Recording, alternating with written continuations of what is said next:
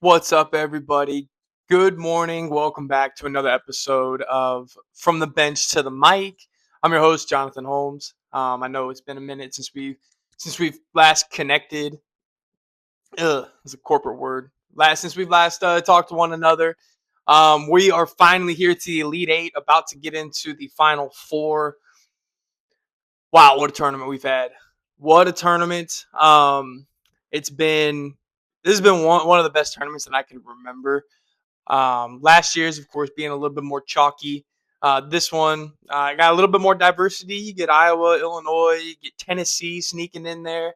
Then the top part of the bracket, pretty chalked up. But you had Texas with a little run there. But I want to break down each of these four matchups that we have going on Saturday, today, and Sunday, tomorrow, the 28th and 29th, and just give you guys my thoughts on how the games I think they're going to go, and then give you my Final Four prediction, and then get you to the national championship, and of course, give you guys a champion.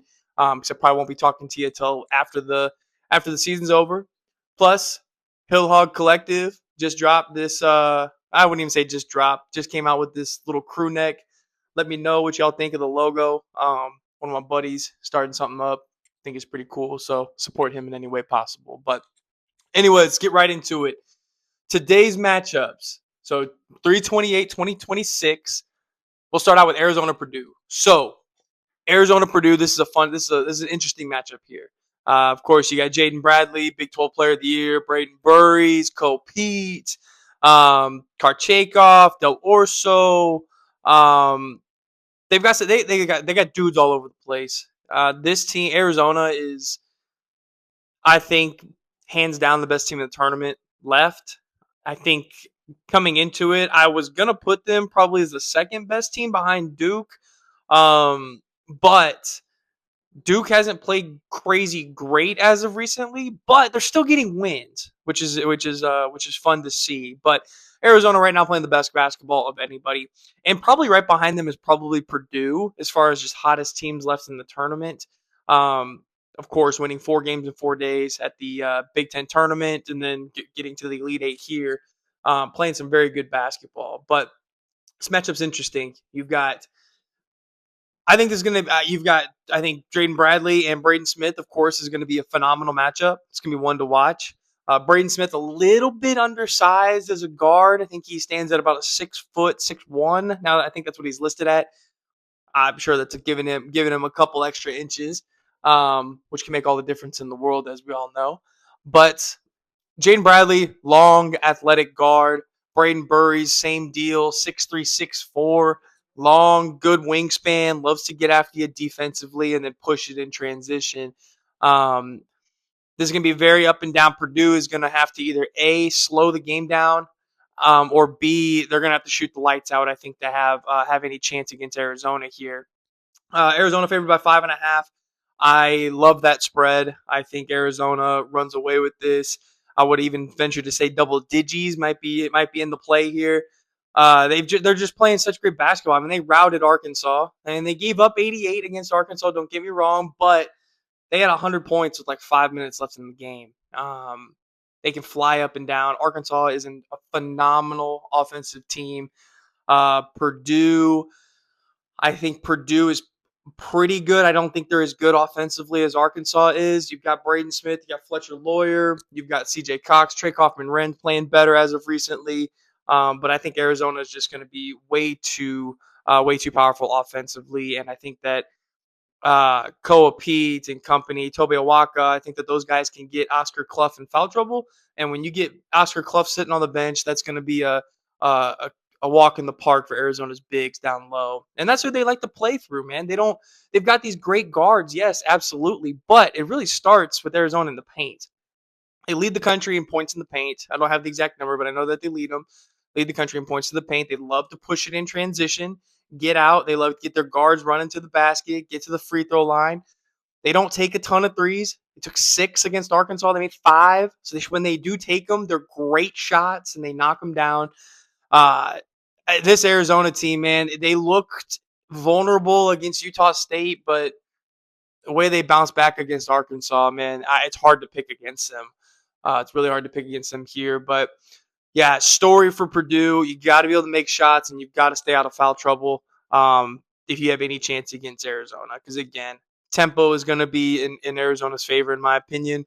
Matt Painter is a master at set plays, getting guys open shots, whether it's Fletcher Lawyer coming off of a double stagger to the top of the key, or working some baseline screens to get Oscar Clough on the low block and let him go into work, because he's phenomenal when he gets the ball down on the block and gets into his spots, and he's a good free throw shooter too.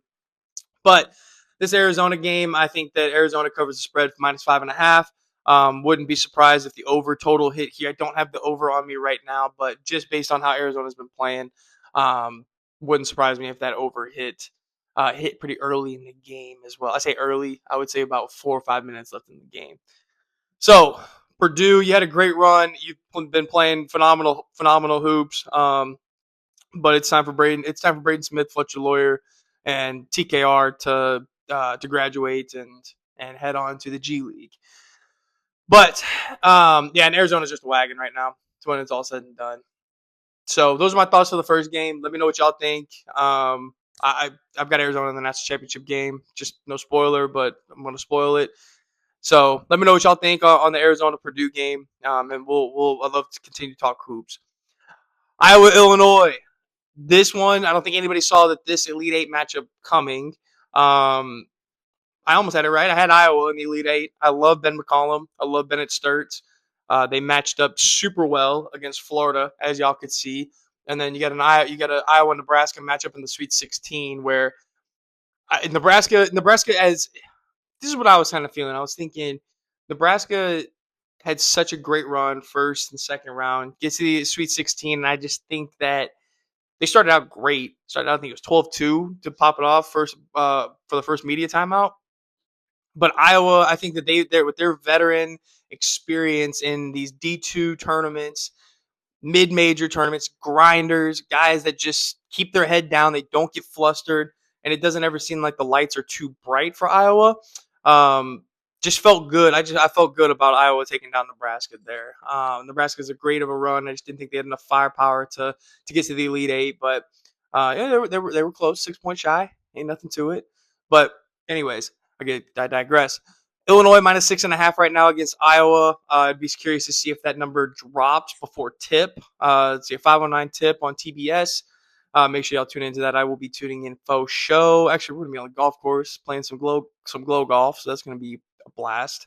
Hoops and golf. I don't think it gets much better than that. But um, storyline here. It's of course Bennett Sturts versus Keaton Wagler. Kylan Boswell is gonna be probably guarding. Going to be guarding Bennett Sturts if I had to guess. But Keaton Wagler, Bennett Sturts, that's going to be the matchup that everybody's going to be watching. I like Keaton Wagler to go off here. I've got him betting at 15 plus. I think that was at -180. So if you still FanDuel DraftKings here in Arkansas, go check it out and see if you can get a little bit of DJ Dinero. But Underwood versus McCollum, two great coaches, great coaching matchup. Mirkovic versus Koch, that's going to be great. Tavion Banks, I love Tavion Banks. Him against Ivisic is going to be a fun matchup. A lot of great matchups for this Iowa Illinois game. I think that this can come down to the wire. 6.5 is quite a bit for Illinois. I'm taking an alt line of 4.5. I think they won by 5. These guys only met once during the regular season. Illinois took down Iowa. Let's see, where'd it go? Took them down 75-69 in Carver Hawkeye Arena. So great win there. I was interested with this though. This is a random headline, but Illinois curbs alcohol sales on Saturday with Final Four on the line. Don't really know what that's about. Don't know if that's a Pritzker thing. Don't know if that's a campus deal, but you're going to be missing out on sales over tonight and going, if they can win this game going into the Final Four. I don't understand this one. There's probably some backstory to it. I don't know if it's a government dealio, but that's an interesting one. Feel sorry for all the college students in Champaign. That is a big bummer for y'all. Don't know what the actual Alcohol sales will be limited Saturday night on University of Illinois campus. Potential property damage and excessive celebration if Illinois beats Iowa in the Elite Eight. That's hilarious. The emergency order will include a requirement for all bars on campus to sell alcohol in paper and plastic cups and ban all sales of packaged liquor beginning 1 hour after tip-off, and a rule that no liquor establishment citywide can sell more than a single keg to an individual customer. That's crazy. Wow. It's a big bummer. Property, that's hilarious. Should have put this in Philly after the Super Bowl. But I mean, that was just time of the life, man. Time of the life. People love their alcohol for sure. But be able to celebrate going to the Final Four for the first time since 2005, and you're gonna limit that? Bummer, big bummer for the folks at the Champaign. Hope that they can get it done though. But I know that 6.5 is a lot. I told you guys I'm taking -4.5 here. I think that Illinois can get it done. 6 just seems like a lot with how well Iowa's been playing, how they want to control the tempo. Bennett Sturts is just phenomenal. I mean, if you guys don't know his story, coming from D2 with Ben McCollum at Northwestern Missouri State, got a ton of experience, a ton of tournament experience. And then for him to be in the Elite Eight on the biggest stage in college hoops is so good to see. But give me Illinois here, -4.5. Get to the Final Four for the first time since 2005. I mean, this international Illini team is built different. They've got the number one offense according to KenPom right now, and their defense has just been so magnificent. I mean, you hold your last two opponents to under 60, you're going to win a lot of ball games, especially with how good Illinois' offense is. So even against like Houston, you had an off night. You won by double digits. You had an off night. You hold your opponent to under 60. You're going to win a lot of ball games. So that's a cool, interesting stat line there. But Illinois to the Final Four. Let's ride. Now for the next matchup, Michigan, Tennessee. Tennessee, man, you've had a great run. You shocked me last round. Iowa State -3.5. I thought was a lock. I thought that was lock of the century.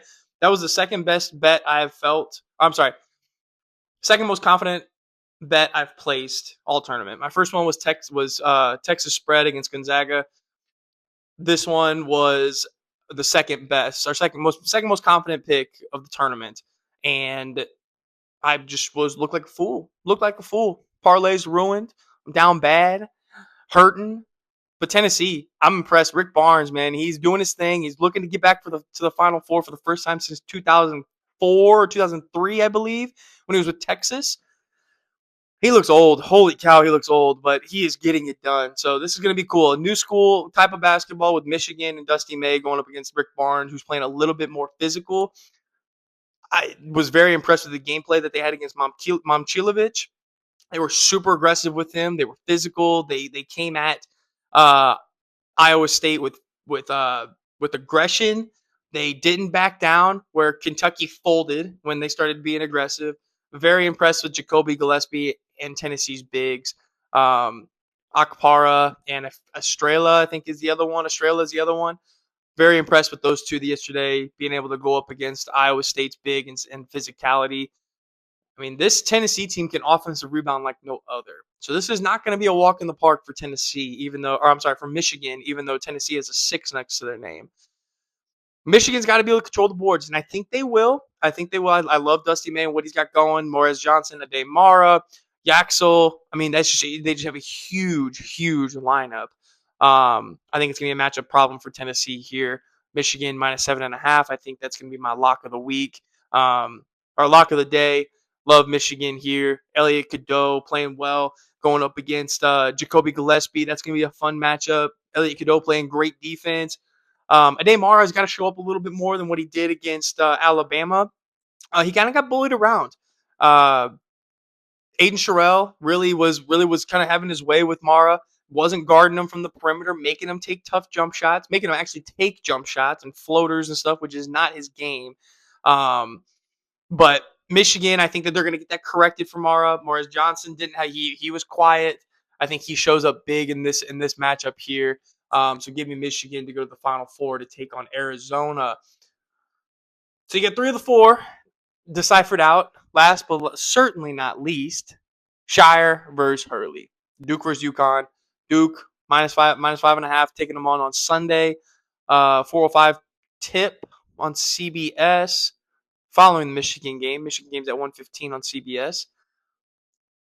Trip to go to the Final Four. Trip to go to Indy. If Duke's there, Illinois is there, I'm going. Cannot wait for that. Shire versus Hurley, of course. Caleb Foster. Let me just want to take a second and say how proud I am of Caleb Foster being able to show up and show out the way he did against St. John's. That was one of the most special performances I have ever seen from a Duke Blue Devil. That just shows the grit, shows what kind of a person he is, what kind of leader, what kind of veteran that you want on your team. To be able to have a fractured foot 30 days ago against Carolina, you show up, you get surgery, you show up on the biggest stage for your team, and you have 11 points in the second half. You come up huge, make some huge defensive plays, get some lobs, you get your teammates involved. I was so impressed with Caleb Foster. C. Foss, man, shout out to you, my brother. I don't know you, but you're my brother because of that, because of just your career at Duke, how you've battled through the adversity, you've been patient, and you finally get your chance this year, and you're doing so well, man. You're doing so well. I love to see it. I'm picking Duke. I just am. I think UConn. UConn had such a great start against Michigan State. If you don't have that, if they don't have that cushion, of course, they lose by double digits in this game against Michigan State. I don't think Shire is going to let UConn get off to that kind of a start that Izzo's did. Izzo's freshmen were deer in headlights. Jeremy Fears was a complete non-factor.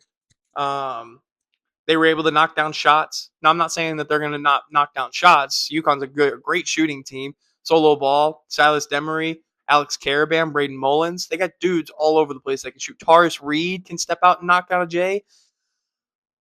I think Duke's gonna come back, and they're gonna be the aggressor here. I think they learned from St. John's that you've got to be. They're learning something every game. Siena, you cannot underestimate your opponent. TCU, you stick to your script and you just keep going. Against St. John's, you've got to be aggressive. They're learning every single round. And I think that they're going to be able to plug all of that into this UConn game. All these steps that they're taking, get to this the biggest stage, and they're going to be able to come through for us, I believe.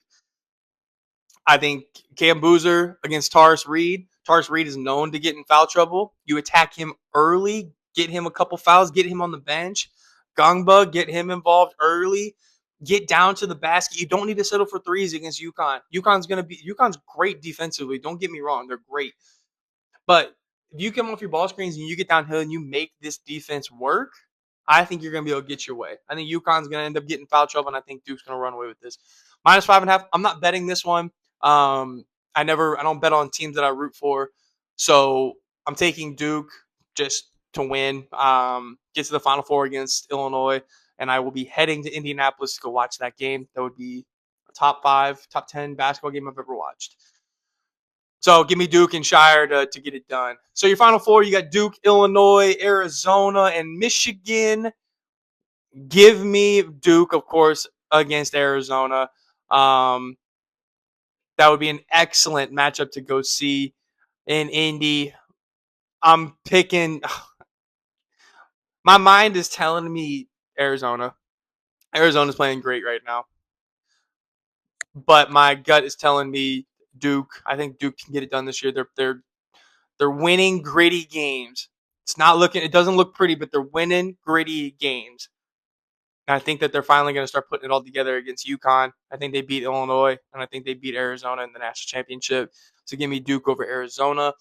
And then that would just cap off just such a special season for Shire. He finally gets his first. I say finally. He's been coaching for like 3-4 years. He gets the first national championship as a head coach, and he rides into the sunset with Duke for the rest of his career, matching Coach K and taking Duke to the promised land.